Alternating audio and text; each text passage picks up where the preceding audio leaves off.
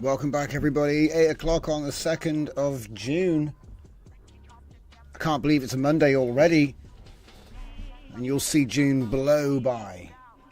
But for now, thank you all for joining. If you're watching live or if you're watching later, don't forget we have a Discord and the join link is in the description. Now, often I'll be posting up various little bits and pieces. We're going to take a little look at those tonight. A couple of apps I want to take a look at, some cool stuff that we've built with a new platform I want to introduce. We're probably going to be using it a lot more. It's really cool. Take your ID with you anywhere. Very cool. But we'll be getting into that in a little bit. First thing I want to go through is the inside line over on the Discord. Obviously, we've got a couple of new things to look at. So yesterday I went ahead and finished the thing that we started doing on the live show, which was the shark fin app. So we're going to go ahead and download that, and I'm going to show you what shark fin's all about, and then we're going to see if it conflicts with my red arrow, which is like a serious implementation of this concept. Hang on, there we go. See, I must have deep linked it. There's a new version which is like light version, requires .NET, portable version does not, but it's a little bit bigger.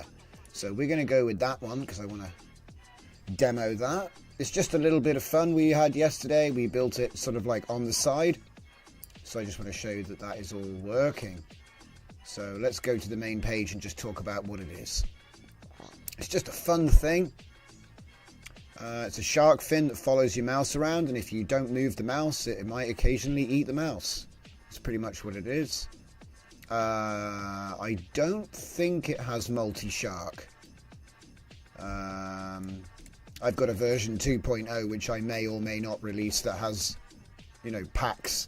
It all broke a little bit. I think the logic for sensing the mouse and everything got a little bit confused with multiple sharks. So, but that's okay. This one works great. Like I said, it's just a bit of fun. Let's open it up and see what we got. So obviously I'm going to put it in my tools folder. Okay.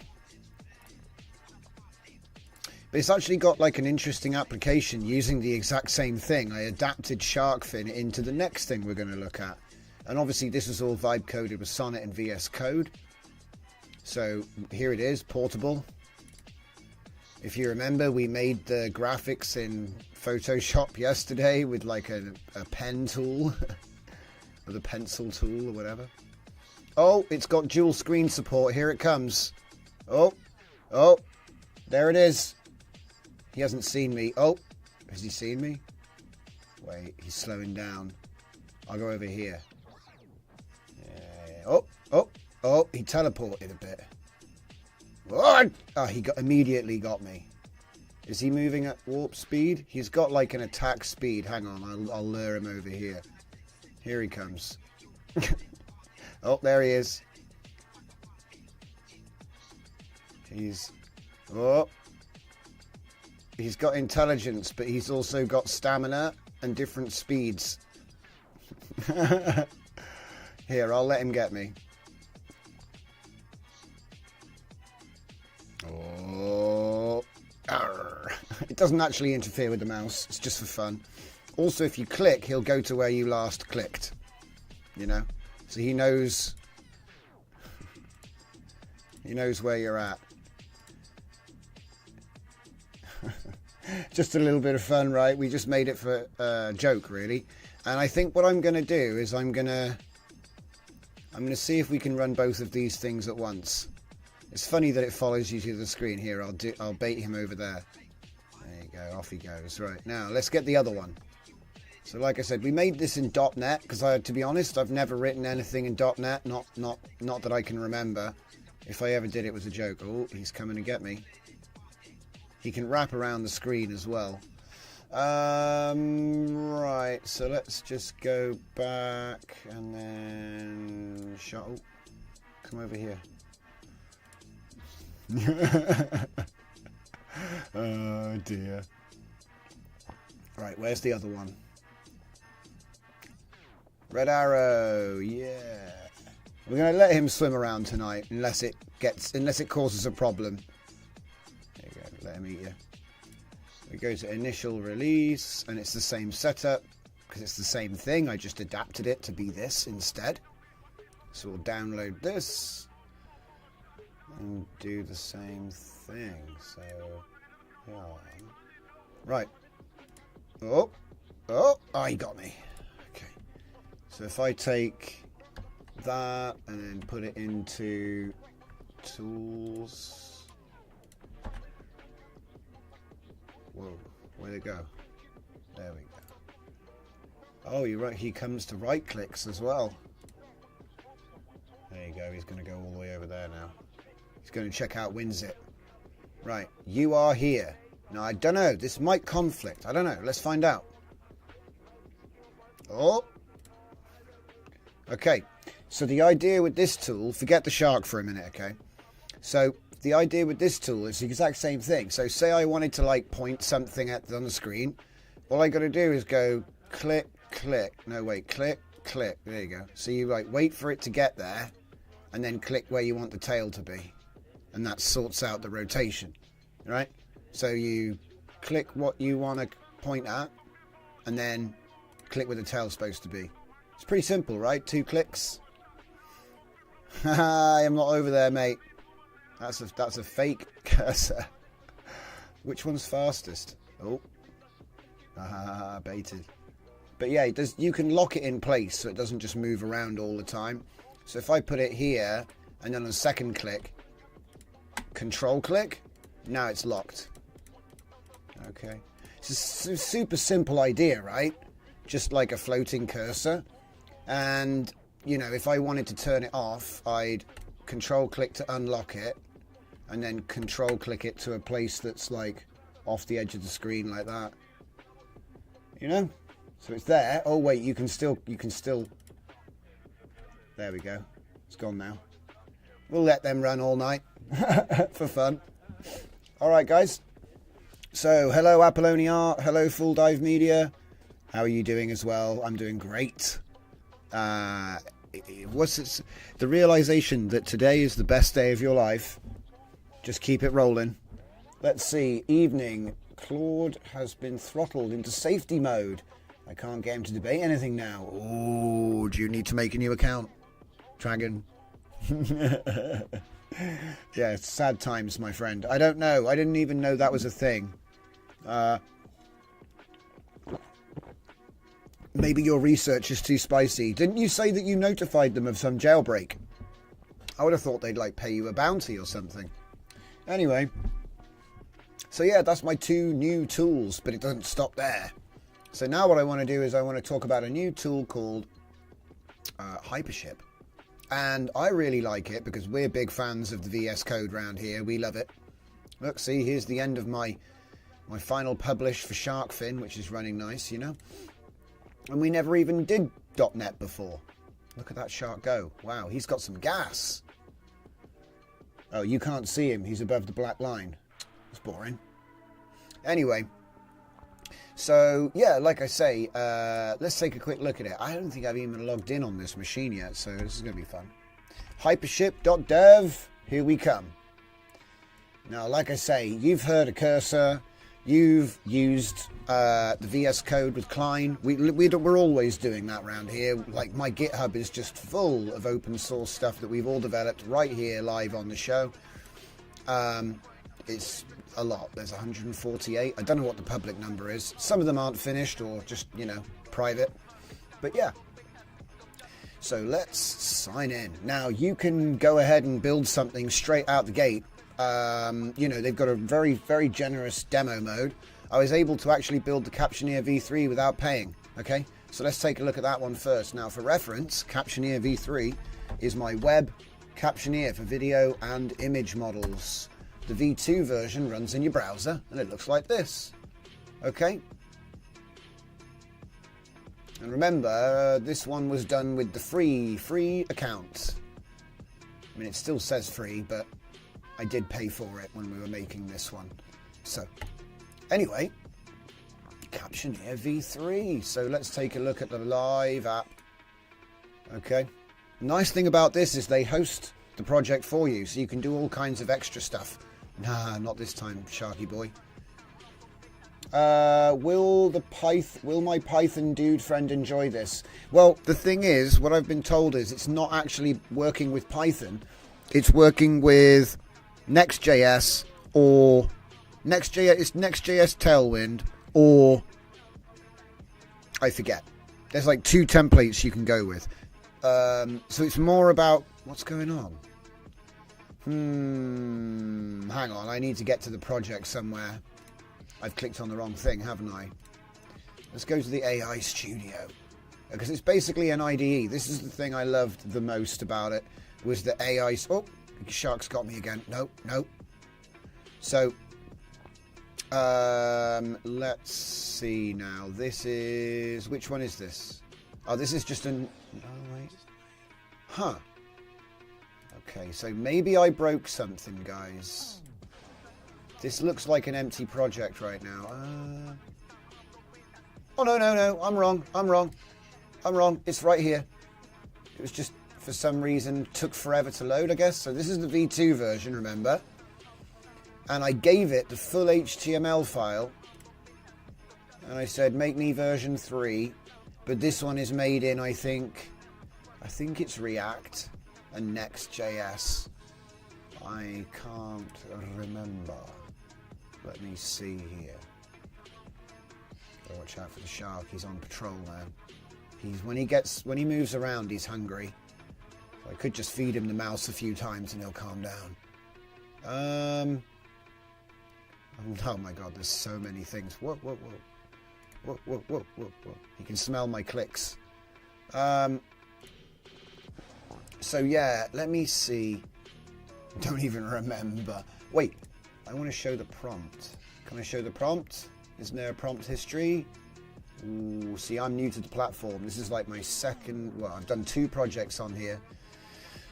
Not entirely sure how I get the prompt back, but here's the thing anyway. So should we try it out? Oh, we've got an issue. Okay, got an issue. What's it saying? Cross origins are not allowed in file picker. Okay. Well, like I said, I just wanted to see it build without changing it, so it wasn't really about functionality on this time around. I wanted to see it take my UI, make the UI, convert it all, and I bet you I could just... Here we go, look. I could just take this, I could put it here, and I could say... What's it say? It's been blocked because of a permissions policy applied to... Oh, I can't read it all. Should we make it bigger? Oh, it didn't matter. Does it say anywhere in here? No. Listed frames. No. I really need to know what that red text up there says. But I did copy it, so let's paste it in here and find out. Oh, nope, nothing there. So really, I need to just copy that. And just say, When using the file picker, we can investigate this error. Because I must admit, once I saw, I was like happy I could give it something more complicated. It could just be browser permissions for the preview window, and when you go live, this isn't a problem. But let's see what he says. There's another issue. Ooh, see what I mean? Clipboard API blocked because of issues. So that's my browser security level, which is kind of expected. As a matter of fact, even though this one does work in the browser, I recommended that people save it and use it locally to get around those, you know, because it's all about letting the website write to the hard drive. It's a basic thing, and you can get around it, but it's like easier just to run it from local. Obviously this is intended to be purely web-based. Oh, high demand. Okay, that's okay. You can stop now. I think it's Control C or Escape. I'm not entirely sure. I might just dive out. Yeah, let's just dive out, because I want to show you what we've actually built today that's actually super cool and is a full implementation as well, which is super, and it works. Isn't that even better? But I want to show you the AI Studio part of this. Now, obviously, if you want to do this, you would have to do the following. Go to my GitHub and type in Jaguar or Modal. Modal works as well, because obviously the way that you're going to pay for it is with the Modal, right? They're the serverless people, okay? And I've already built an endpoint, a worker, okay? It's super easy to use. That's the web UI. Where's the other one at? Do you know what? It would have been quicker for me to just go and find it at this point. Yeah, let's just go and find it. It's funny. I was like, I know, I'll just search for it. That'll be easy. Wrong. Now you're stuck in a search loop forever. Okay, so just go to repos. I think it's on like page 3. Yeah, and here's the plan. So we're going to take a look at the plan that we gave to Hypership as well, which is super cool. So let's just go back to March when we built this serverless API. So for the record, it doesn't use FP8, it doesn't use GGUF, and it is running an A100. So it's like a very easy implementation, right? Just using Hugging Face diffusers for the main pipeline. And like I said, just using the full FP16 just to keep it simple. Okay. But obviously you could fork my repo, and here we go. I've also got LTXV, which is the video generation. I'm probably going to take a crack at that one next. But it looks really nice. I'm really happy with this, and it just blew me away, because this would have taken me all day with VS Code, and it was unattended. I just took the safeties off and let it cook with a pretty simple prompt where I just asked for what I want. Did I get everything? No, but if I kept working with it, I'm sure I would. So it works though. It's fully working. So like I say, if you remember Jaguar Modal, it's very simple. I was having my crazy emoji times. So yeah, we do serverless deployment. It says it's the 8 billion parameter shuttle Jaguar model. It's using A100 because it is quite large. The full stack is quite large. There's lots of optimizations that can be done to make this better, but I wanted to put out a simple implementation. It's easy to understand because anybody can download this. So git clone this, pip install modal, modal token new. That gives it your sign in, right? So when you run it, it'll run on yours. So there's no like API tokens and any of this stuff. So don't even bother looking. But the point is, you get your token, right? You git clone my worker, and then you literally just after the git clone straight away just modal deploy. It's so simple. So pip install modal token new. So your system environment has the token, right? And then all you have to do is run modal deploy Jaguar from inside the worker. And then what it'll do is it'll push it to modal, right? So it's not running on your machine at all. and then it'll be your account. So whatever your account name is on Modal, this is what you're going to need for the web UI, which is what we built with Hypership. And it's so cool because what it basically does is it says, here's your serverless image generation API, and you can just pick. So just in case you're wondering how you pick the model, there are instructions, but there's lots of instructions, okay? But if you just go into Jaguar app and look at the top, you see where it says A140 gigabyte. There are options in the wiki on Modal, and you can pick different GPUs as you see fit. The first thing I'm going to do with the V2 on this worker is obviously make it run in FP8 or GGUF, and then that way it'll significantly reduce the overhead. Also to implement the offloading of clip to CPU. Those two things will mean you can run it on a significantly cheaper GPU, and then that brings the cost down. At the moment this is like 16 to 20 cents a go. Another thing you can do is implement cold start using a memory snapshot that loads the pipeline to VRAM and then saves that snapshot, so it's 3 seconds startup time, yeah, rather than a minute or whatever it takes. It's already implemented on the LTX-V, I just didn't do it to this one. As I say, I wanted to give out like a simple example. There'll be a separate repo for V2, I won't be changing this. So anyway, with all that being said, let's take a look at Modal so we can see what's going to happen.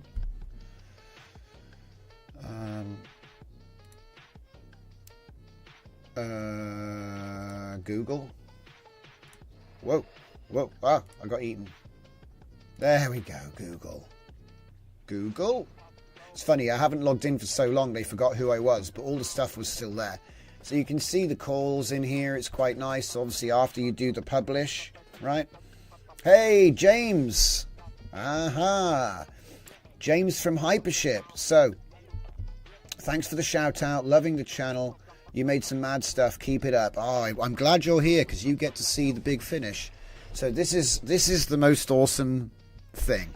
Because like I say, you have your Modal backend. You can pick your GPU. Like I said, I'm going to put up a V2 with cold start and all this other stuff in the future. But for now, you can go ahead and fork my repo to get started. So you create an account, you download the worker repo. It's very simple. It's all in the README. And at that point, what you do, well, what I did was I went into Hypership. And this is, like I said, the coolest thing. Check this out. Can you see this? Oh, it's so cool. So let me just see. So here is my here's my guy. So you can see here, look, it says HTTPS. We need well, it's always the same thing actually. It's just your username -- shuttle jaguar. Don't worry about the rest. So if I go to the prototype here, this is so cool. I can't believe, anyway. And like I said, you could deploy this to an endpoint. Can I actually use it? Is it going to let me? Yeah. Oh, there we go. It's already there. Right, cool. So remember, you would use your account name because you deployed. Do you know what I mean? You've got your own. Oh, I'm whited out here. So, you know, you use your account name on Modal with my worker from GitHub. Super simple, right? And then you take your account name, right? Do I have the worker here? No, somewhere else, on my laptop. Yeah, click go, right? And let's see, what do we want? Let's get one of our world famous prompts. There's got to be one somewhere. Hang on. That button. Okay. Let's just grab one of these prompts here. Sharona. That'll be a good one. We'll take the first prompt from the Sharona set. Put that right there. And look, you can do guidance scale, number of steps. Remember, it is what do you call it? It's a 4-step model, right? And then generate the image. Now, if we go and have a look here, we should see it wake up. Look at that. He's going to wake up. Now, unfortunately, like I said, I haven't got the cold start, so it does take like 1 minute and 24 seconds to start up, load it all. but the actual image generation is only 30 seconds. So, you know, it's all about the cold start. And if you want to know how I implement the cold start, let me tell you. Go to examples, click on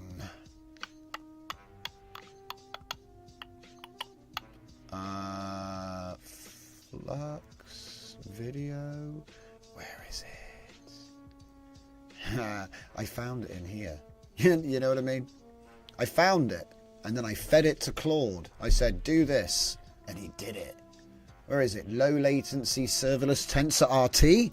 Uh-oh, that's even better than what I did. Fine tune, run flux fast with torch compile. They've got a bunch of extras. We could probably make it even faster. But yeah, if I come to this one, run flux fast. I don't have an H100. Sorry. But we could change it with one little change. Like I said, you just put H100 there. Do we get to see tokens and credentials? Unfortunately, no. Luckily, they've got a smart token system, so it goes into an environment on your system. You never actually get to see it. That's what the first step is, where you do like the modal publish or something. I can't remember where this link is. Okay, so anyway, there's a link somewhere on here in these documents which tells you how to implement the cold start. Let me just see that. Cold start.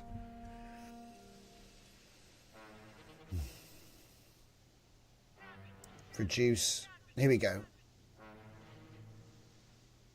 Warm up containers fast. Run more warm containers. Ooh. Download the model ahead of time. Keep going. Look, warm pools dynamically. Modal volume container. Oh man, have they gotten rid of it? Maybe I've still got it somewhere. Oh, here we go. Memory snapshot. Yeah. So I just copied this entire page shamelessly into Claude and said, oh, we can implement memory snapshots. And he did it. And it worked, which was great. But that was Claude 3.7. So, you know, I bet it does even better now. But yeah, like I said, if we just jump back to the Hypership. Oh no, it failed to fetch. Something went wrong. Okay, that's new. It was working fine earlier. Oh no. Maybe do you know what? I feel bad now because I think I might have broken it when I pushed it to GitHub. I did save a tarball though, so I've got the working version. But yeah, it does look like maybe something broke. Okay. Let's see if he can read his own errors. I haven't tried that before. So, since pushing to GitHub, we are unable to receive, what is it? Unable to receive the image. Let's just check that it was actually sent back though, you know. Oh, no, succeed.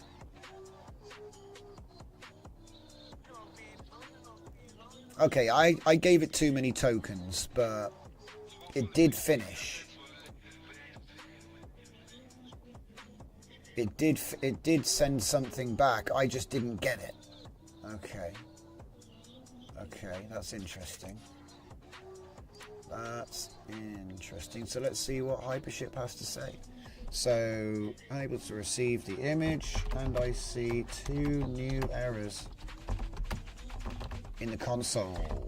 Let's see if he can just read them and fix. I'll say, we can investigate. It's my favorite thing other than saying proceed when he's working on multi-stage plans.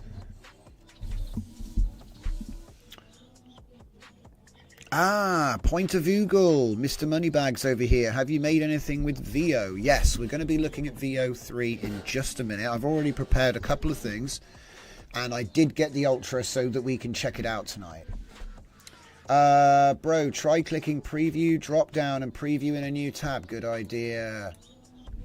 Let's break free from this mortal coil of strange preview windows. I agree.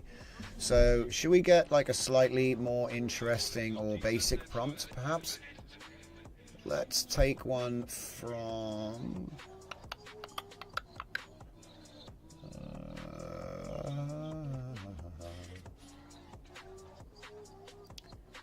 Let's just take one from the prompt eater, because that's got a bunch of weird stuff.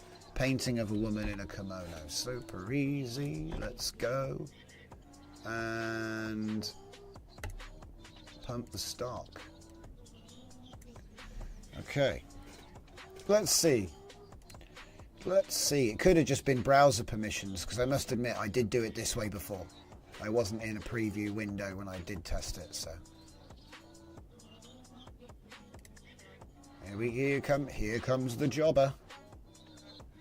Like I said, I know this will work for video because we already had it working as a Python CLI. So the challenge was obviously to convert it from Python CLI to React. And like I said, I got in touch with the team at Hypership, and they got me some nice pointers, which was enough for me to piece it together. And we are going to take a look at that. I don't know if I'll be able to show you the exact prompt, but to be honest, the way I do it, there's not much attention on my actual prompt. Oh, look at that. That was actually pretty quick. 41 seconds startup time. Oh, watch out for that shark, man. Oh, he's going backwards. You're breaking physics. Oh, no, he turned around. He's faking. It was a fake out. He's sneaking up on me. Look at it. It's actually got, like, an interesting AI. Is he going to just suddenly go for me? Oh, I see what you were doing. Oh, boy. Ugh.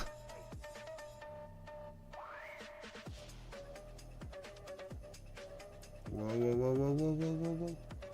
Do you know what? Let's... Oh, too close. There we go. Oh! Haha! Did he eat the wrong one? So yeah, right now... Oh, here he comes. So right now we're just waiting for this to see if there's actually nothing wrong with it. Which is probably true. Where's the window gone? Is it that one? That one? Oh, it's this one. Oh no, I've got problems. It's my fault. I've done something. I think I broke something when I pushed it, because I had some issues with the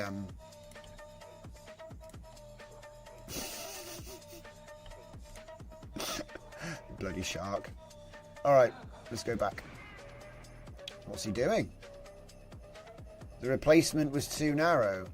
So I wonder what he did. My replacement was too narrow and corrupted the file. Let me restore the complete file with the proper fix. Oh, here we go. We can see it now. Right. So he says there's a problem with the Hypership secret key. No env file. Okay. Right. So maybe I nuked that before uploading. I'm not sure. Oh, yeah. There you go, guys. There you go. There's always a chance. Every stream, there's always a chance for him to dox me. But don't worry, these are going to get deleted but after the show. But yeah, he just showed off my keys, or part of them, some of them. It's the dangers of streaming. But yeah, so what's he got to say for himself other than showing off all my keys? I've added a template, he says. Okay. Okay. Let's just kill that. Oh, shark got me again. Right, kill that. I don't want to see that. Every time, right? Yeah. It's just what happens, guys. So, let me see. Probably just do another preview tab and try again. Hold on to your butts.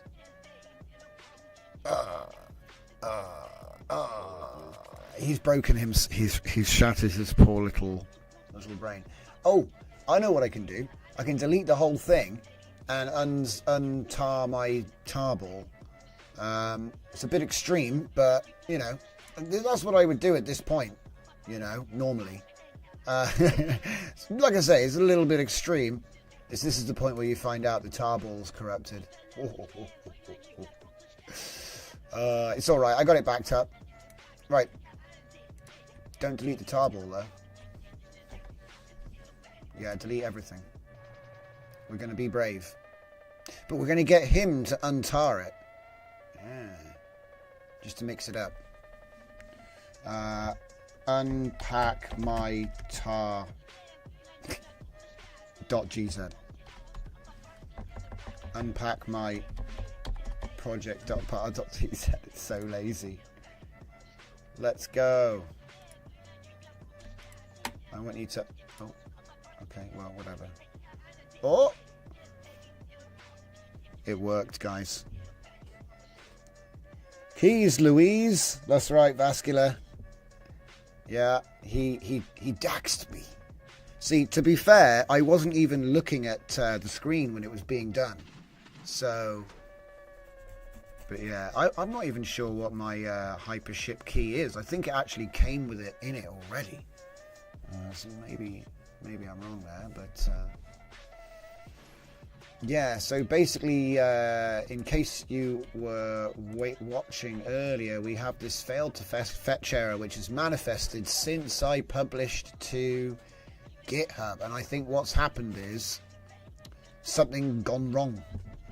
Something gone wrong. So what we're going to do is, luckily I did a backup when it was all working, you know, before the event, and so hopefully we can just...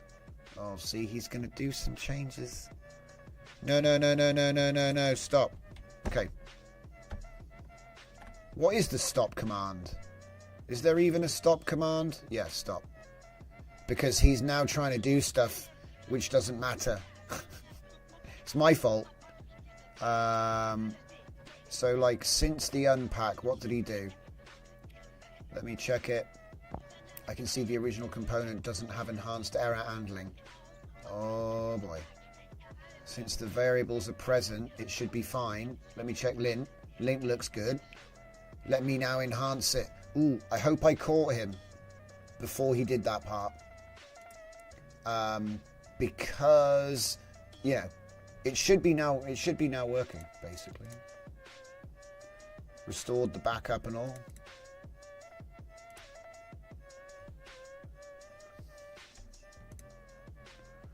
Okay, let's put my thing in there. Give it a prompt. And take another blast at this.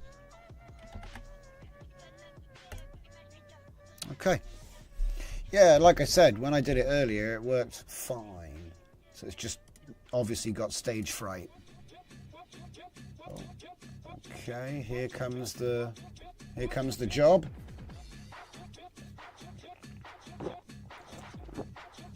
There's still time for me to reveal all my API keys, guys, don't worry. Usually you get some or all of them. I think we've already revealed partial API key and definitely a secret.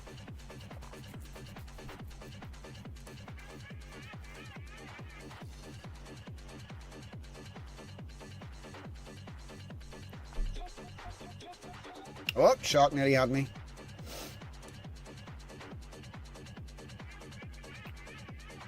See, I want to see 200, not succeeded. Right? Succeeded is all well and good, but I need 200. 200. Get okay. I bet it just doesn't work because it's just a pig. But trust me, it worked. Obviously, I've broken it. That's what happens.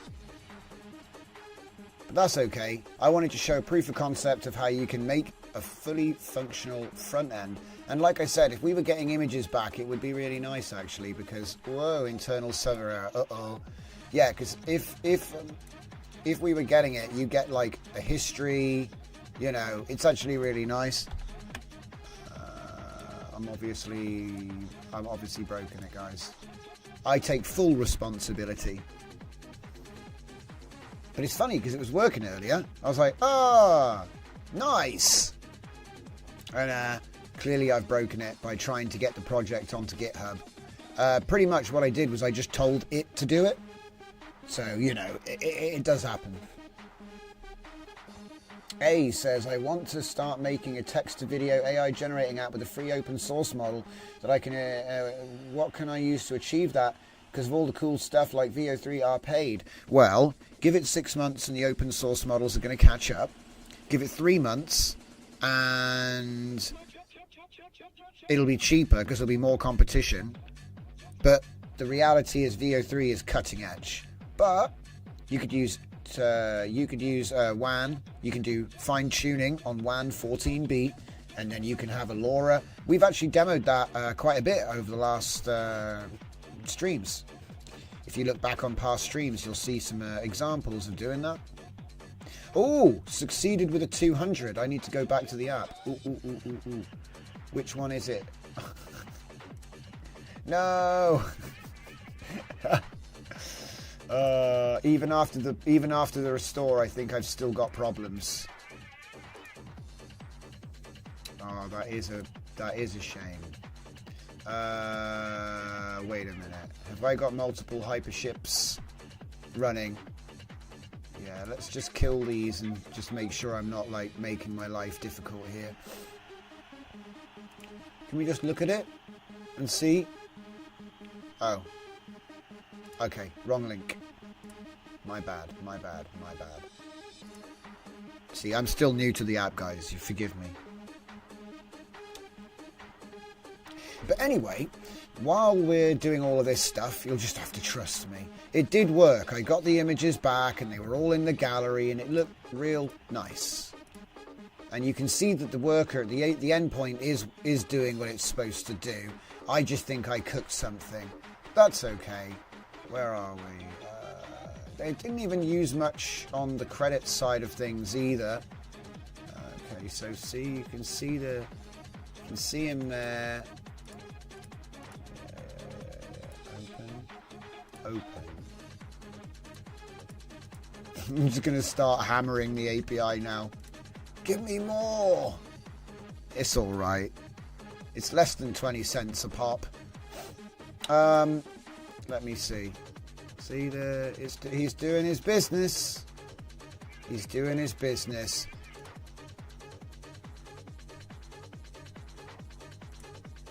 You see, yeah, you can even see there it is generating the image. 7 seconds, not bad, right?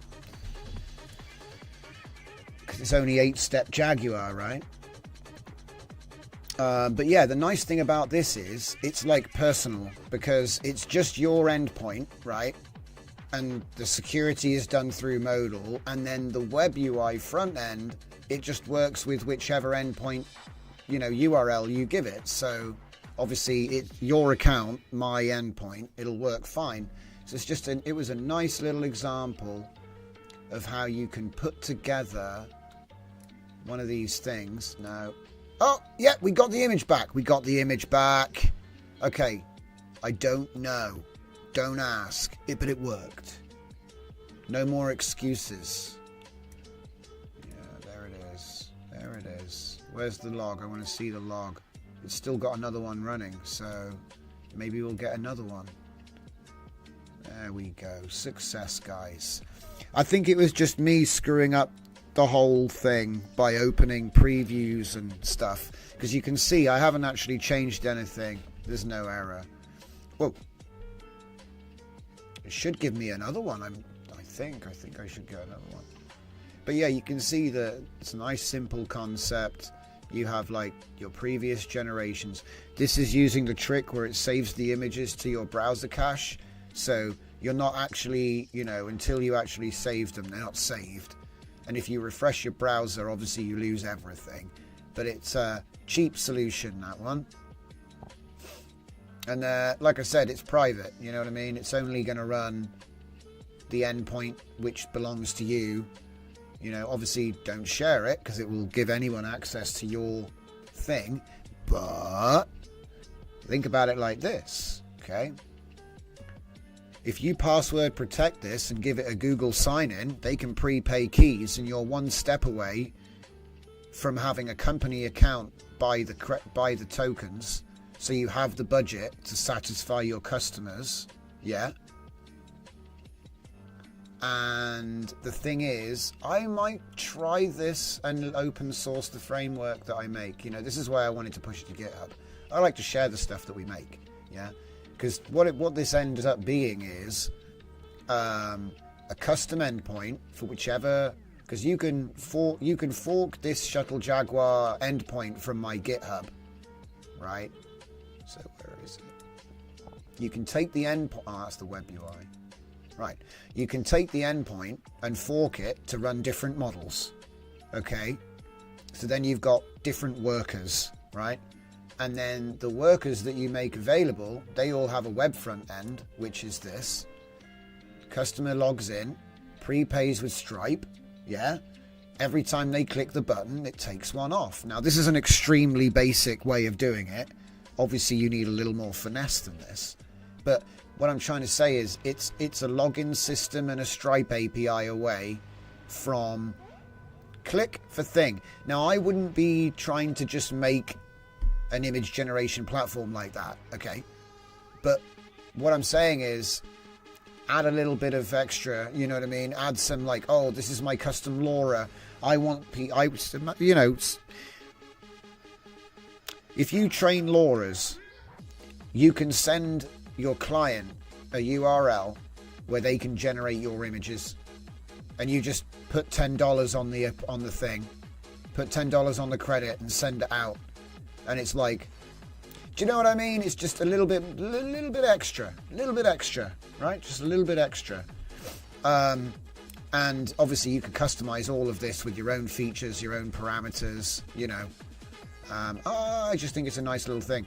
So yeah, you got like with this and with the worker, and obviously you can fork and make different workers, different APIs and whatnot.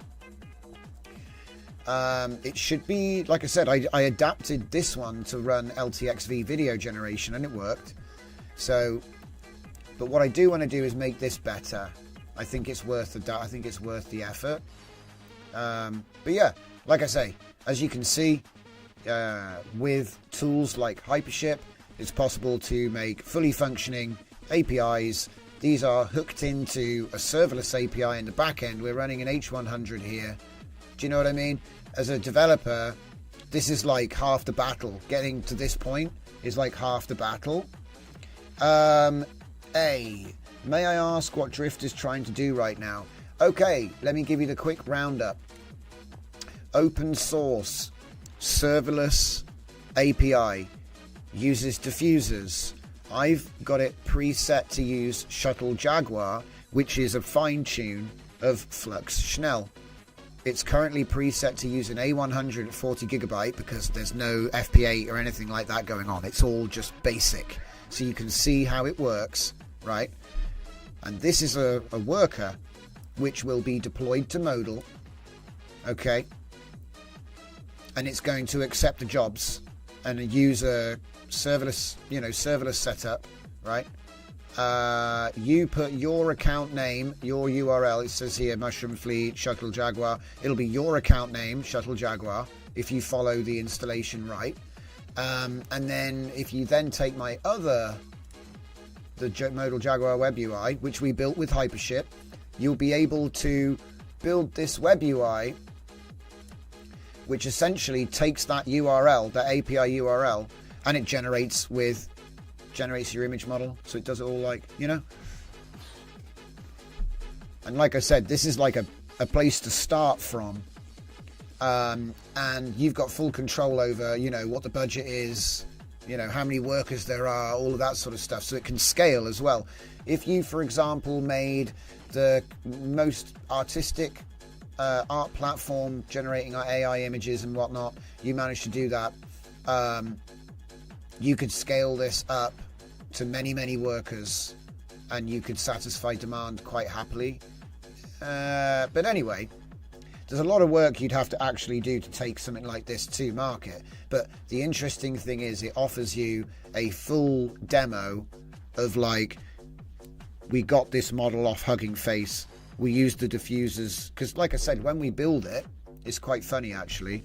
Hang on, let me just show you real quick. So if I go to Shuttle Jaguar, the way that we made the endpoint was we asked for one and copied this code.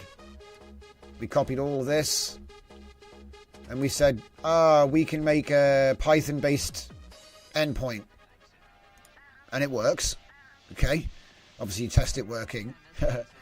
And then I published that as that's what the endpoint is that goes onto Modal. So then you have your own private back end basically. And then you use the web UI as a commander. That's all it is. That's what it is.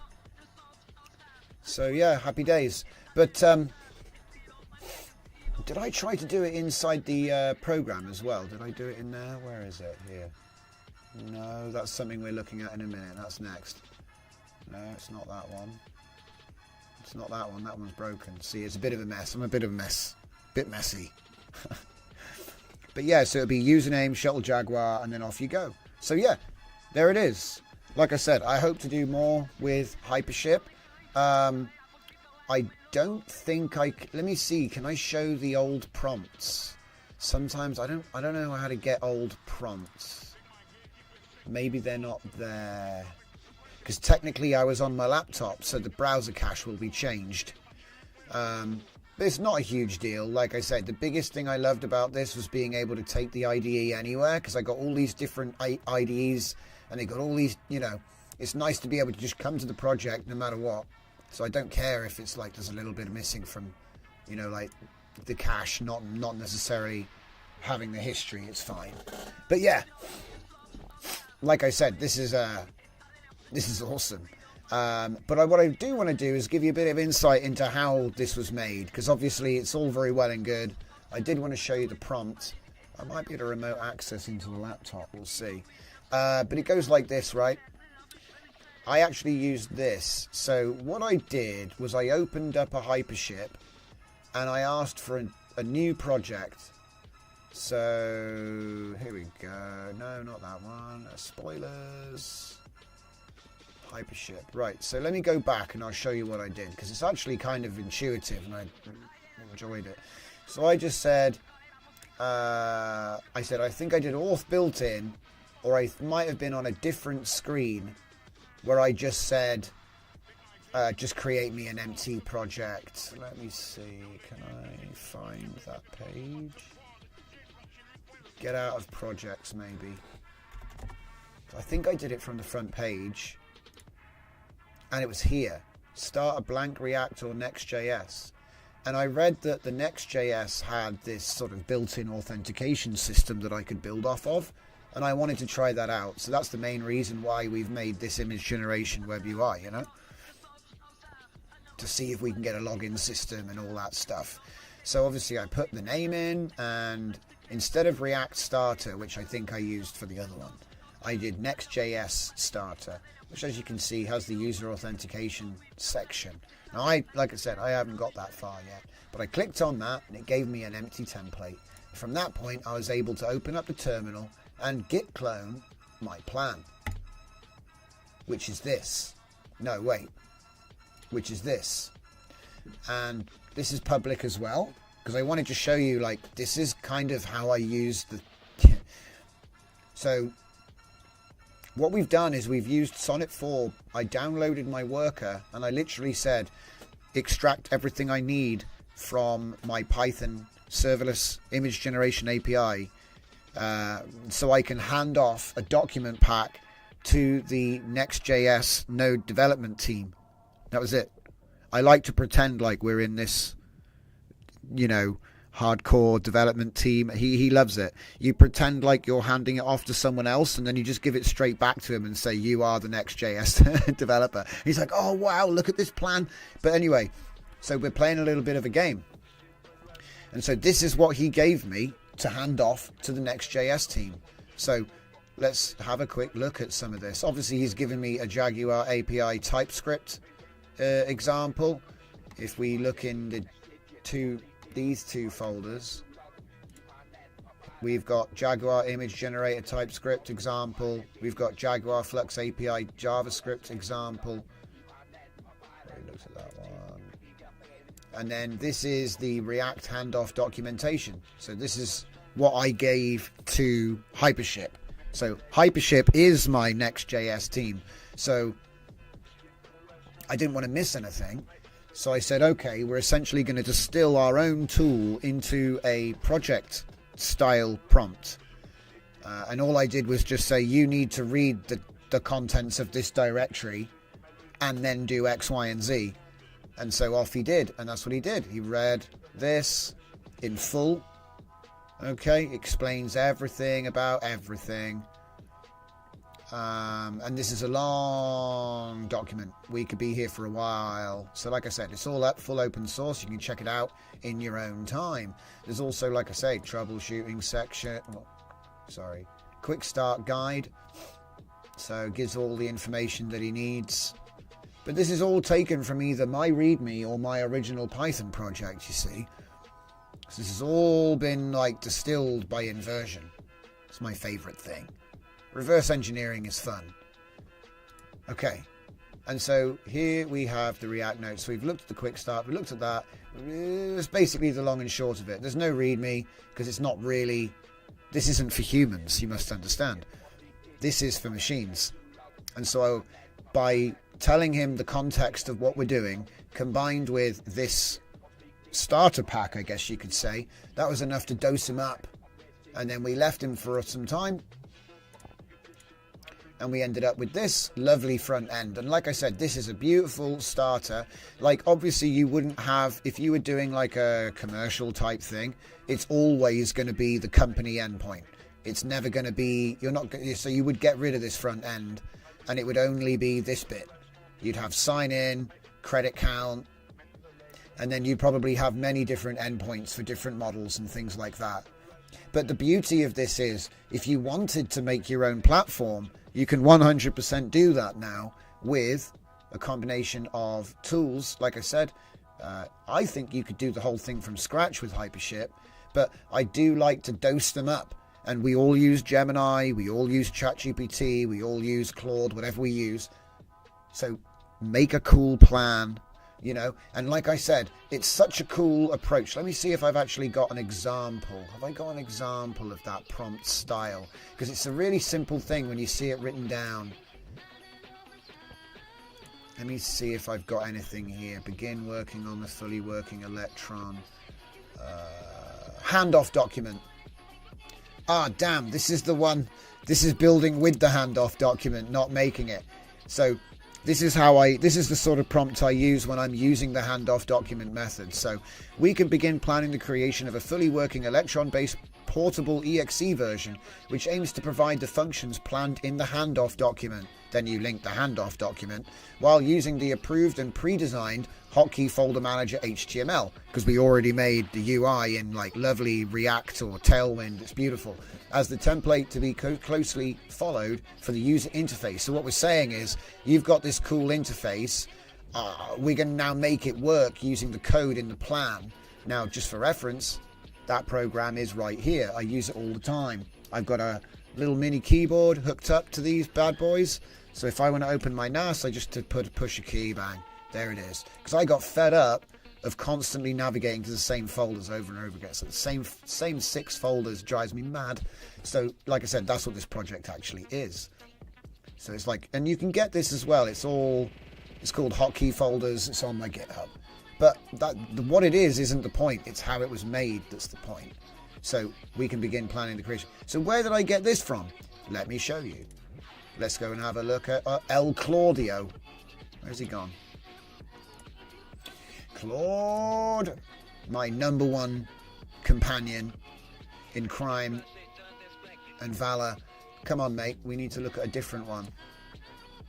Oh, yeah, it's definitely worth a star. The shark fins, loads of fun. Oh, got him. No. Oh, I hit the wrong one. Okay, hang on. Detailed scenery, e-speak installation, race car, first person, Unix sorting. That's actually really interesting. The reason that nothing's in order in AI, and probably the reason why all the math screws up, you know, like 9.11 is bigger than 9.9, stuff like that. I think it's all because of the Unix sorting of numbers, which is a bit messed up. Anyway, I don't know. It's just a little suspicion I had. But let's see, can I find the thing where I'm talking about the hotkeys? Did I go? Oh, here it is. I just wanted to show you how I go about doing the handoff, right? So here, check this out, right? This is actually so much fun when you start doing this. Where is it? So we can plan the creation of a hotkey-based UI that allows for use of pre-configured folder paths defined in JSON to open as a new file explorer windows when the corresponding hotkey is pressed. And yeah, there should be a 6x2 high button grid because, you know, mechanical keyboards. You get a little 6x2. They're so cool. But yeah, like I said, I told him all the stuff. He gives me the thing. And I've said we can create the UI in HTML with CDN CSS as a single file leveraging React for the functionality itself. This gives me a placeholder that doesn't actually do it, but it looks great. So let's have a look. You can't bloody see it because of the preview permissions. So let's just open him up, and you've seen it just now. I just showed it to you. It's just obviously the one I've got is all bound and set up, you know. But yeah, blah blah blah. So kill that. So that's great, right? We've got our UI built, and so this is the game I play. I've been doing it a lot lately, and it's a great game. Check this out. We can write this plan up, including snippets for guidance with the fully working code, as we hand this project off to the next developer who's working on the Electron build. And because Hypership is so good at that bit, I've got so much control, like a sculpture, of what I'm actually making. I can even test it. I can go, I want to like go into fine granularity on exactly what the layout is and all this business. And then when I'm finally ready, as I'm the UI dev with HTML, blah, blah, but I'm not the guy doing all of the Reacts. And so it's like you're playing a game where, so I say, here it is, here, handoff documents. Hand off to the next developer who's working on the Electron build, and what he ends up giving me is what I showed you, the handoff document, and any other documents. Obviously, it's a different project, so you're not going to see it like correlate exactly. But yeah, okay. And I used to throw that in VS Code with Klein, but you'd be there clicking on it, clicking on it, clicking on it. Oh, do this, do that, take the output. And he's really good on even on fully automatic, but it is something you have to sit over. Whereas my experience with this bad boy was that I could just set it to a task with one prompt.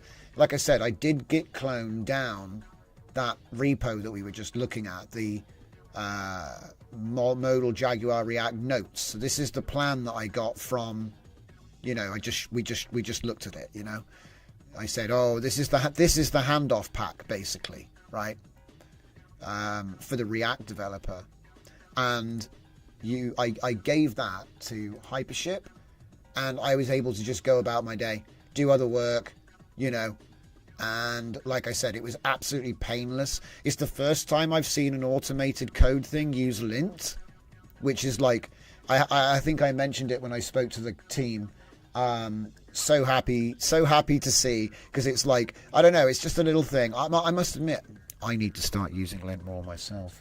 But now I don't need to worry about it because Hypership's got my back. Like I said, it's a little thing, but you know, when you're trying to do everything in VS Code, if you don't ask for it, you don't get it. So it's nice. And like I said, the template came up nice. Oh, and for the record, there's no like thing going on. You know, this isn't like, I'm just literally really impressed with the product. I saw the ad, checked it out, and I put my money down because I think it's good. That's all it is. So, you know, I'm not getting paid. There's no referral link. That's not what we're about here. We just like to check out new tools because, like I said, I think the value is actually pretty good as well. I don't know what he's doing, but I think it might be like a prompt caching thing. I don't even know what model is running under the hood. but it did such a great job. I'll be recommending it to everyone, and I'll be building more stuff with this as well. So, with us coming to the midpoint of the show, there ain't no coffee tonight. So we're going to skip. We're going to skip coffee time tonight because we're on fire and we got lots of stuff to look at. Shout out to James. Thanks for stopping by for the show. Like I say, it's great to see you in the chat. And anybody else that's part of that community that dropped in, thanks so much for dropping in. I'm not trying to scare you off. We're going to look at VEO3 now. Normally I like go and make a coffee, but I've run out of coffee. Spent it all on VEO tokens. Zeus, you still have the Shark app running. Yep, still got it running. A says, welcome to Full Dive. Oh yeah, Full Dive. Welcome, welcome. One of our regulars. Welcome to everybody. I hope I didn't miss anybody tonight. Like I said, we're chilling. So let's take a look at VEO. So this is going to be a thing. I've got some information to show you when it comes to VEO. So again, Hypership. We're going to be doing more hypershipping, guys. Really impressed. Thanks to everybody working on the team. I don't know if it's a solo deal or whatnot. I didn't ask, but it looks nice, and I hope it goes to good. I hope it goes places. I hope we get loads of users, mate. It's nice. Now let's check out Flow. You probably thought I was just going to take you to the VEO3 prompt, right? No, not round here. No. I would be doing you a disservice if I just took you to the VEO3 prompt right now. Because we got VEO3 in this, but it's way better. Now, you do need a Google Pro sub, but if you're using VEO2, you probably already have one of those. Now, I did go for the Ultra. No, it's not there. I want to show you this because, come on, are you kidding me? Yeah, you can't get to it. Once you've paid, it's gone. Okay. Ultra should be $250 a month. It's currently $120 a month for 3 months, and you can cancel at any time. So, that's a saving of what you're paying. It should be $750 for 3 months, but instead, it's going to be like $360. So the way I look at it is, it's half price for 3 months. So if there's anybody thinking about, should I get, it's the cheapest way to play. You can only do 83 VEO3s a month. So there is a limitation, even though you've got more tokens than that. But I want to show you, like, what we're dealing with here. So what we've done here, I just want to sort of show a few of these options. Oh, shark. I've got to bait him. I'll bait him to the other screen. So we got a few options over here, right? When we click in, we got text to video, obviously. When we go into the options here, we got fast, quality, those are VEO2, and then the highest quality experimental audio, which is the VEO3, okay? So remember, you have to have that on to get the audio with the latest VEO3 model. So sometimes it'll automatically drop down to VEO2 because some of the features here aren't on VEO3. So, and remember as well, look, 10 credits per gen for the VEO2, 100 credits for the VEO3. So you're going to eat through your suckers. Those sucking credits are going to get burned. But if we take a look at the options, we got some interesting stuff here. We got text to video, which we all know and love. Then we have frames to video. Now, from what I can tell, you have to take the frames from a video. So if I took this video, for example, and I was to take the end frame, I can then select that end frame in frames to video mode along with the prompt, and it will, you know, make another scene from that point. Yeah. So kind of like a start, it's like a start frame feature, but you can actually add a start and an end. Okay. So, but remember, doesn't work with VEO3, only VEO2. Next, ingredients to video. Again, only VEO2, not VEO3.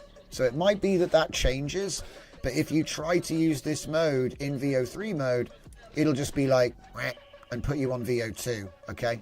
Now, VEO2 is still a great model, but I know everybody just wants VEO3, right? So what I did was I put together a little bit, and I bet the audio will be crap. But to be honest, it's nice that we get audio generated like this, but it's always going to need some EQ, guys. It's always going to need some EQ, something. It always comes out sounding a bit funny. Some of the voices are better than others. That's what I'll say. So how about I shut up and I show you some of my results? Because like I said, we don't just make images like this anymore. We actually have a scene builder. So just to give you an idea of... Oh, God, you can't see anything. Let's grab a prompt real quick. And put that sucker in there. Highest quality. Output's 1. Man, I bet you chunk through it on that. But anyway, so we do our text prompt. And it's going to take a while to generate this one. So it's time for, here's one I made earlier. So, whoa, okay. So here, what I've done is I tried to do the extend feature with the last frame, but then I realized, this is when I realized, oh, there's no audio. So the first video was VEO3, and then we've extended it with the second one. Now I'm going to turn the music off for a second, so you've got half a chance of being able to hear this. Whoa. Nice fade out. Professional. So can we put this to there and play? Wait for it. Stable Diffusion 1.4 was released in August 2022. And nothing. So what I decided to do was ditch this project and start again. Oh no, you can be shush. So sometimes they say random stuff, which we're used to. So a little bit of cutting is going to be required for this one. But check this out. Some of it's actually really good. And it's not upscaled or anything. So here we go. Oh, upscaling is free on VEO3. I forgot to mention that. So here we go. Stable Diffusion 1.4 was released in August 2022. And Stable Diffusion 1.5 and 2.0 also released before 2022 ended. SDXL was released in July 2023. And in November 2023, SDXL Turbo arrived with blistering speeds. in February 2024, Stable Diffusion 3.0 went into early access. Since October 2024, we have enjoyed SD 3.5.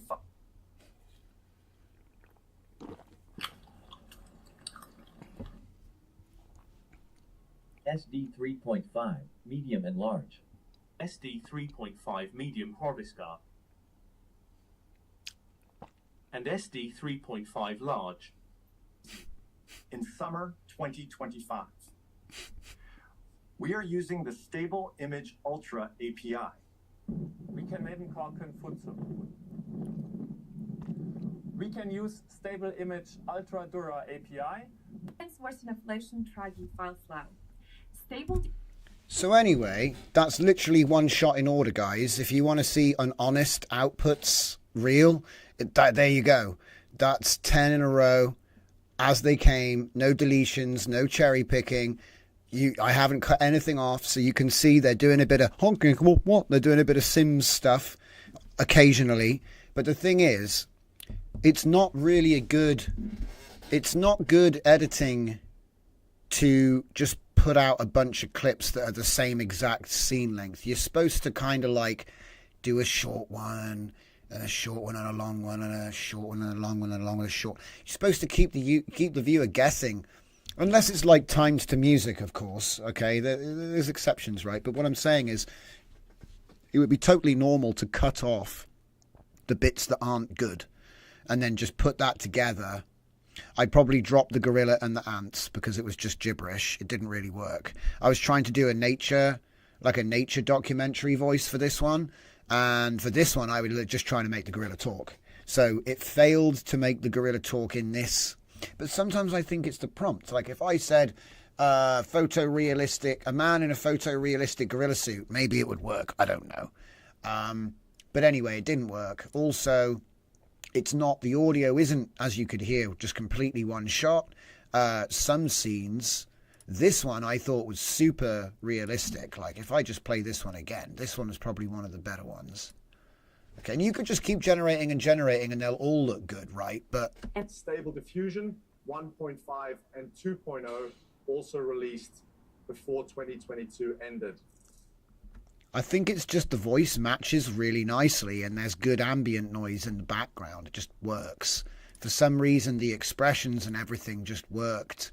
Even though it's like, you know, because my idea is you can't get consistency with this model, so don't try.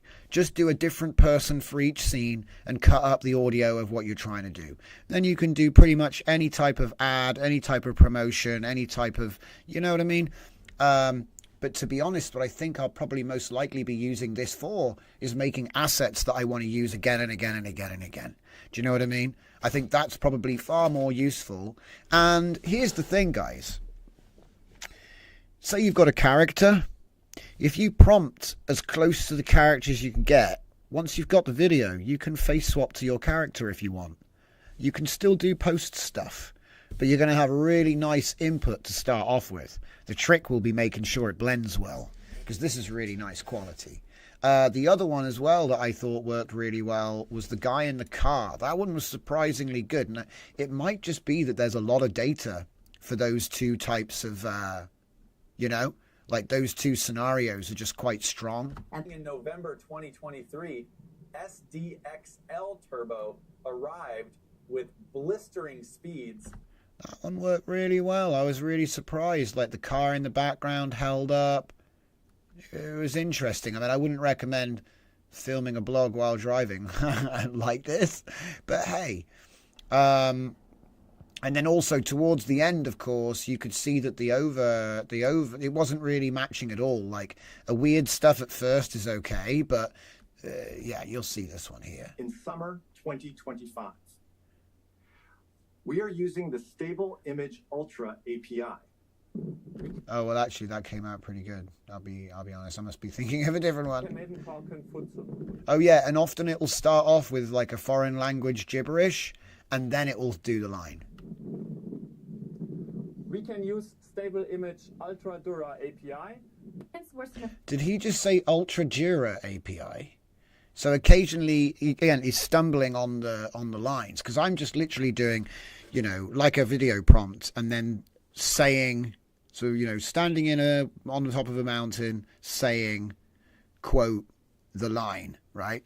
And I'll be real, it usually gets the line right. So if we just go back to that first one I wanted to show you. Oh, hello. Okay, so hang on, what's this? Okay. I forgot to tell it to say anything. But I get ambience. It's like the wind. It's pretty cool. The hair and the skirt movement is very lifelike. And the cloud speed is nice. The moon looks like it's lingering in front of the clouds, though, which is a little worrying. But like I say, yeah, I didn't put a prompt. You know, I didn't tell her to say anything. Let's see. So, woman standing in front of a moon. Okay, so painting of a person, black hair. Right, so let's get her to say, saying, subscribe to Scuffed Epoch. Yeah,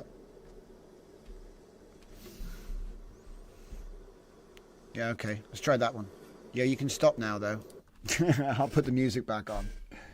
Hey, we're back. So anyway, yeah, so like I said, the prompts were very simple. It was literally person in a place doing a thing and saying, you know what I mean? Looking at the camera directly and saying line. So it was super easy to use, just to make sure he didn't sneak himself back into the fast or quality mode. I do want to use ingredients to video more, because it does have a style You know, it has a bunch of stuff, right? So it's kind of like an IP adapter with a style transfer or something. But I think, yeah, there is an upload, see? Can we find something cool? Let's use that. Yeah, let's use that. Because there won't be audio, because we'll have to use video too. But I got to show this feature, right? Is it there, though? Did it not let me? Oh, no. Is it because of her belly? It's because of her belly. You're not allowed. It's got nipple or a belly button. Not allowed. Got to go open source for the belly button. Sorry, guys. We hit the safety protocols. That exposed belly. So, yeah, if you're a belly dancer in the age of AI, it's going to be tough. Tough to advertise. I suppose you'll have to cover it up. But yeah, like I say, I do plan on trimming this down and just putting something together. But like I said, it's really just a demo for this for now. I think it's a really cool step forward, and I can't wait for open source to like catch up, which it will. It will. It's just a matter of time. But yeah, I'll be generating a whole bunch of different things. We're going to be testing this thing. I don't know if I'm going to need the full 3 months, to be honest. It all depends on if they start, you know, doing the mid-journey campaign where they just like drop a new feature every couple of weeks to keep you hungry. Sometimes that's the thing they do. I wouldn't be surprised if you get more of the features that we're looking at right now in VEO3. I'm kind of surprised, if I'm being honest, that they're not. One of the like, it's like a disappointment, isn't it? Because they weren't really upfront about it. They were like, oh yeah, we got this VEO3, come and check out Flow. And you're like, cool. And you get in there and you're like, ah, damn, it's like 2 step forwards and 1 step back. But let's just check this out here. Oh, the shark got me. No audio. Did it? Subscribe to Scuffed Epoch. Oh, okay. That's a bit crap, but no movement. It was just a pan. I got scammed. It's just a pan. Subscribe to Scuffed Epoch. I mean, the audio was cool. The audio was cool, but like, you know, if I wanted to do like a slow zoom out, I could just, yeah. I don't need AI for that, bro. Let's put it down to it being a bad generation, right? Whoa, whoa, whoa. He's all over the place. Look at him go. Whoa. Should we see if we can get a Robocop? I'm going to say Robocop saying... It probably won't let me because it's like a recognizable thing, but who knows, right? Saying, like the stream. It's a bit of a crap thing to say, but whatever. Like the stream. Nope. Let's dox myself again, shall we? Wrong click. Wrong click. Wrong click. But yeah, like I said, my main thing tonight was to show off, first of all, my shark. Here he comes again. He's looking for me. I don't think he sees me. Okay. So the main thing was to show off the shark, and then also, whoa. Whoa, whoa, whoa, whoa, whoa. I tire him out. But also this thing, which I think is quite a useful little tool for... I might make it bigger, you know. I think I probably need to make it bigger. You close both of these things in the taskbar if you're interested and you need to shut them down. There's a little icon you can close in the taskbar, so they're not... It's not complete hack. But the funny thing about making this, I want to show you the prompts for this one. Because, like I said, it was a bit of a weird one. So let me see. Did I do it in here?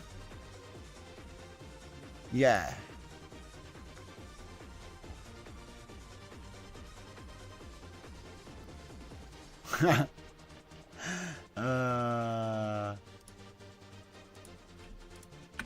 So I'll leave that on the screen for a second and you can see what I did.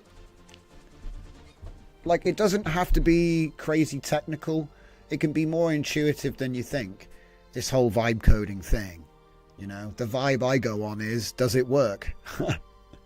But you can see here what I've done to create this shark and the red arrow that I'm using tonight to like point at things.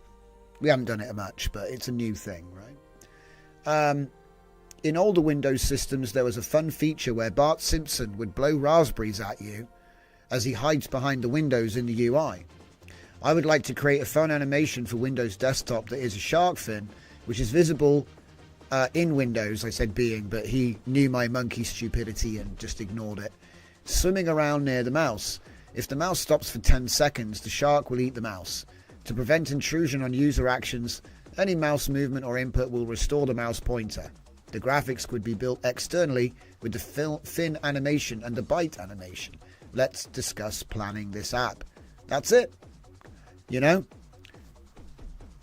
Reference for context. A little bit my intent.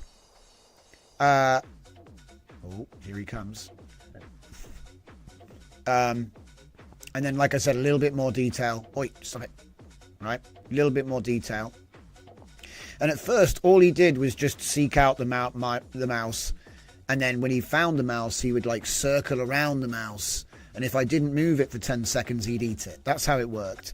And on the live show, we just threw open Photoshop and just like with the pen tool, just made a really simple 32 by 24 graphic. I think it's like 8 frames for the swim and 12 for the bite. So nothing crazy, right?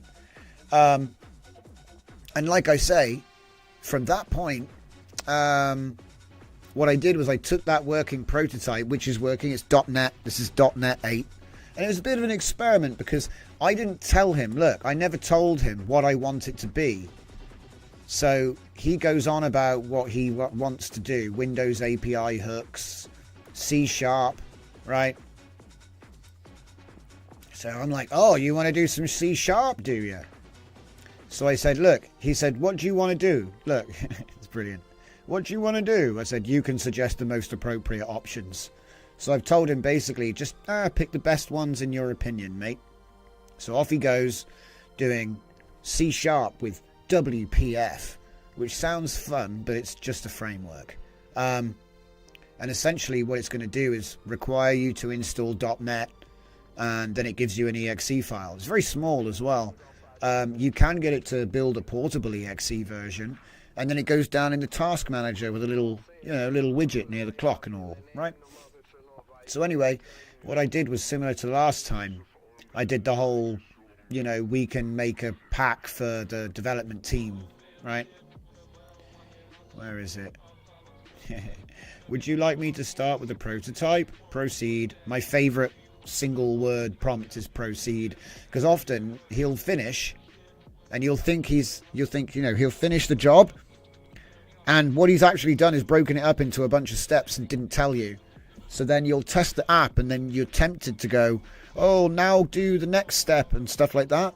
But actually it's cleaner to just say proceed. Often he knows what to do next and he'll just do it.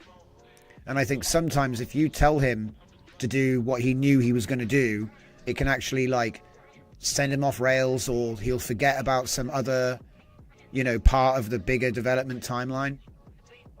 Anyway, from that point, I did a little bit of development in Sonnet 4 for that one. And then in the end, I was like, well, I could just change the, I could just change it to a red arrow that blinks.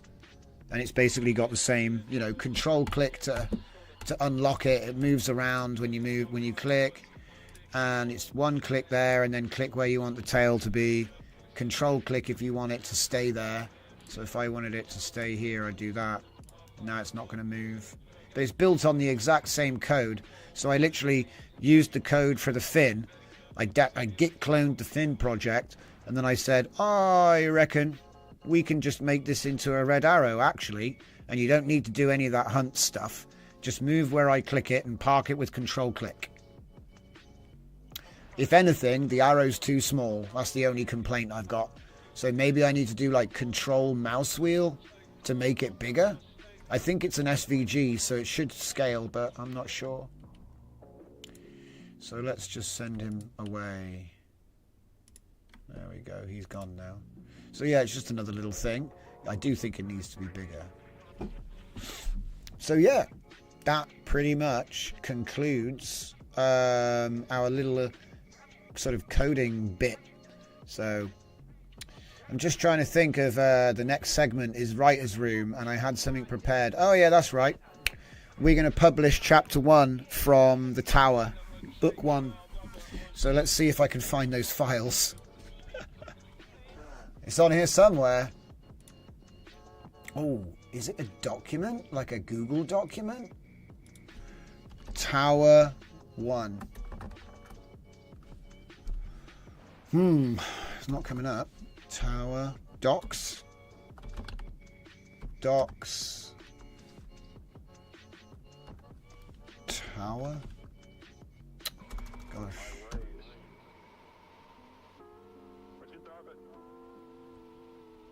Oh, that's annoying. Right, we'll just have to dig it out.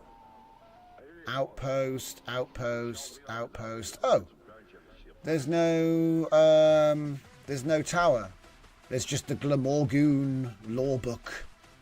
Okay, and then we got book 1 of Sharona. So it looks like I never put it into I never did it. Or I did it with what's it called? InDesign.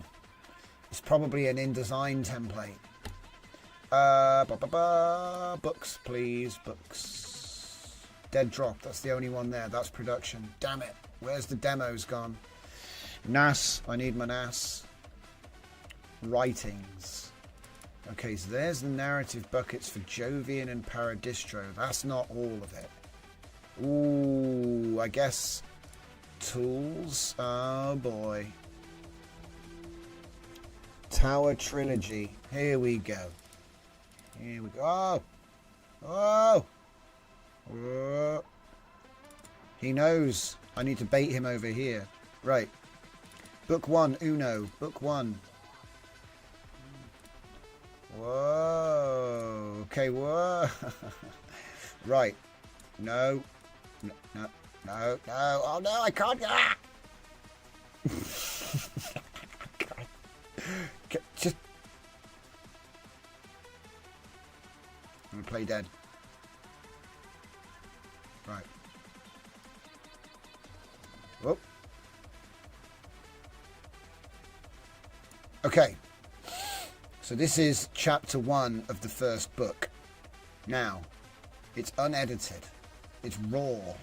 Straight out of the narrative operator. So, what I'm going to do... Whoa, he got me. Damn it.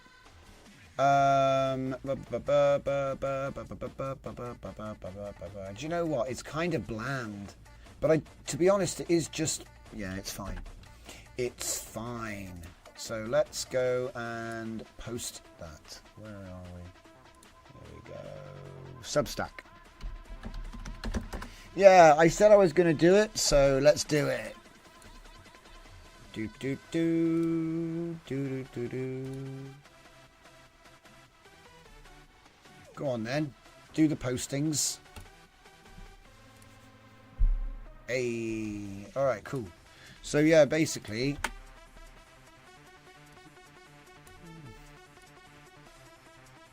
Tower Raiders, Final Ascent, The Improbable Commission.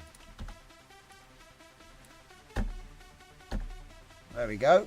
Right, I just want to give it a quick read and make sure it's not completely... It should be fine, but I haven't done any draft work to it. Because like I said, we're trying to show like what you actually get to work with when the agent's, you know, when the agent's all finished and the book's written. If you're new here and you don't know what the hell I'm talking about right now, don't forget to check out my narrative inversion technique, which writes books backwards, exploiting the forward prediction inversion behavior, which so many techniques are based on. So instead of building a bridge to nowhere where you write forwards, you build your bridge backwards in small bits with lots of little towers to hold it up. So you can do foreshadowing, you can do Chekhov's gun, You can do all these different things which normally an AI won't be able to do because he'll kind of forget. You can also do 8 alternate endings with choose your own adventure branches. Because you're going backwards from a future that was written in advance. You know, when you're doing it backwards, you can do a load of tricks. Anyway, the repo I'm pointing you to is pinned. It's called Johnson's Narrative Spittoon Inversion. It's a prompt, basically. But what we do is we use story buckets. There's a bunch of examples of these that I've given out. Inside the story bucket, you define everything that makes your universe: characters, speaking styles, locations, and you can have the AI extrapolate these from a sample or from your own notes. And then once you've done that, you write the final page. That's the trick. You write the last chapter yourself, and then it uses that as like a template or a style or a projection. I mean, I actually write custom ghostwriting style, and this one we did on live stream just to show the way we did it. It's all in the past live shows, guys. But for this one, the chat wanted to do Hunter S. Thompson, Brandon Sanderson, and Guy Ritchie. Okay, all at once. They wanted to do that. And so that's what we did. And we wrote a bunch of stories. Moonbase was the storyline that featured that combination of ghostwriting. Other projects have different ones, my own custom one that I give out, but the main crux of it is the narrative spittoon. So you've got a bucket of information, and then you turn it upside down, see what pours out on the floor. Okay? And so it's because, but, therefore, in reverse. So, yeah. And that's pretty much it, guys. So let's just take a look at this. The tavern called The Drunken Chimera's Second Head embodied everything practical adventurers looked for in an establishment. By the way, the chat chose the genre because I'd just written like 9 books and I was looking for something I don't normally do. So we have inspired by Terry Pratchett and Douglas Adams. We've got a little bit of engrammatic influence from those 2 writers in here, but nothing has been stolen. It's just the vibe. Dim lighting to hide suspicious stains, tables positioned with optimal escape route access, and a proprietor whose memory could be reliably erased with modest financial incentives. Its sign, featuring an anatomically improbable creature drinking from both heads simultaneously, hung askew above the entrance, creaking in the pre-dawn breeze. Like the world's least enthusiastic musical instrument, the paint had faded in curious patterns that suggested less the gentle erosion of time and more the targeted spite of local weather systems that had, for some reasons known only to meteorological entities, developed a personal vendetta against illustrated chimeras. Which is kind of like the longest way of saying that the sign was weathered. But I like it. It's wordy and floaty, and I bet there'll be a payoff for all that as well. So yeah, let's give it a quick scan.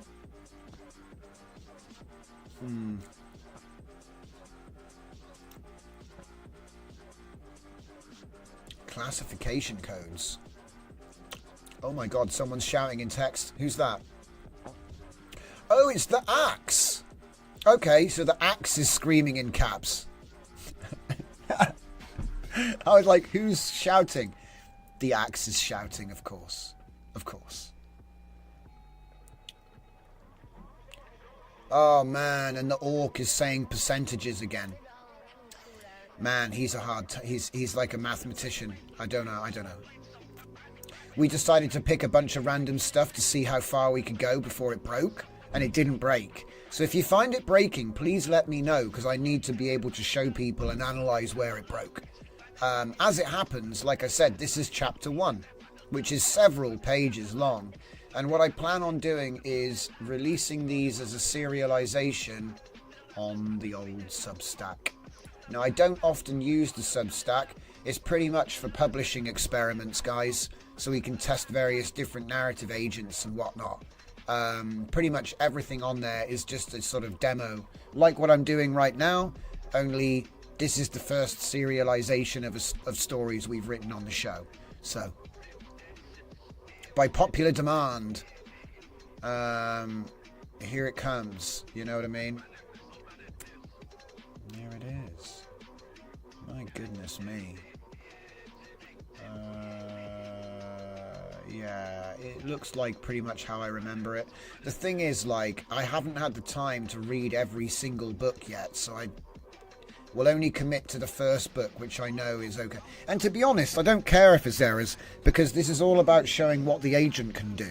It's not about my draft skill, yeah? Somebody else could come along with less or more skill. I want to show how much, because you can look at this and take stock of how much work you think it's going to be to get it, you know what I mean, to a publishable standard.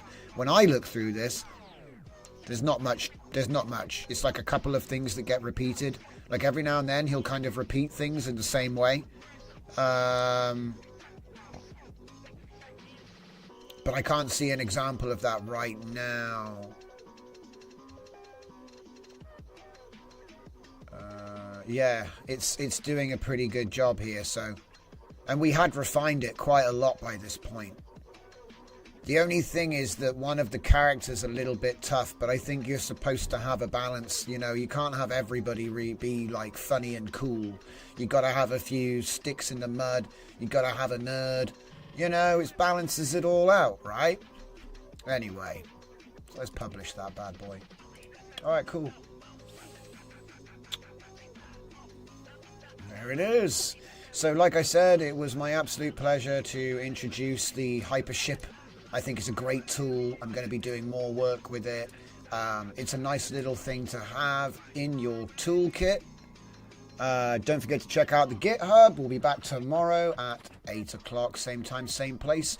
Thank you all for joining me tonight. Damn it, the shark got me again. And yeah, see you next time.